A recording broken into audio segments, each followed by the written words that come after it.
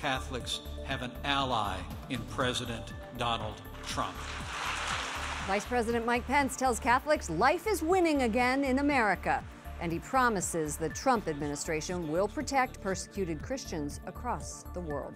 Good evening from Washington, D.C., and thank you to those of you joining us from around the world for news from a Catholic perspective. I'm Lauren Ashburn. Capitol Hill correspondent Jason Calvi reports on the National Catholic Prayer Breakfast, where many members of Congress attended, and Vice President Pence spoke to the faithful. Jason. Good evening, Lauren. The Vice President listed a series of pro-life victories for this young administration. Pence also reaffirmed his support for religious liberty, and he highlighted the plight of persecuted Christians in the Middle East. Vice President Pence says he cherishes his Catholic upbringing, even though his faith journey has taken him on a different path. This honestly feels like coming home to me.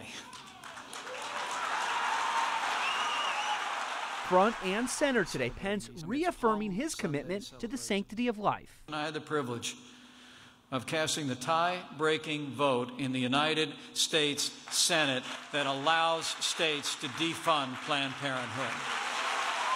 The Vice President has repeated these themes since he's taken office. Life is winning again in America. And he's voiced his support for Christians who are persecuted. We stand with you.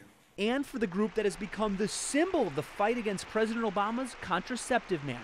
And the Little Sisters of the Poor could not be forced to violate their consciences.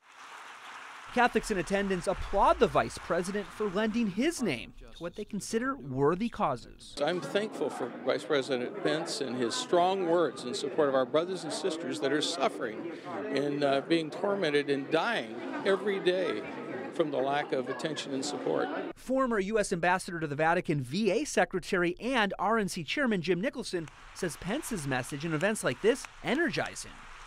You know, it keeps you from feeling lonely in this battle for life and for freedom. You realize that there are an awful lot of people engaged in this effort. Vice President Pence says they'll continue to work with allies to fight terrorists on their soil. In his words, the goal is to drive the cancer of terrorism from the face of the earth. Lauren? Jason, he also said the administration will keep working with Congress to protect persecuted Christians. Tell us about the bill that will be debated in the House.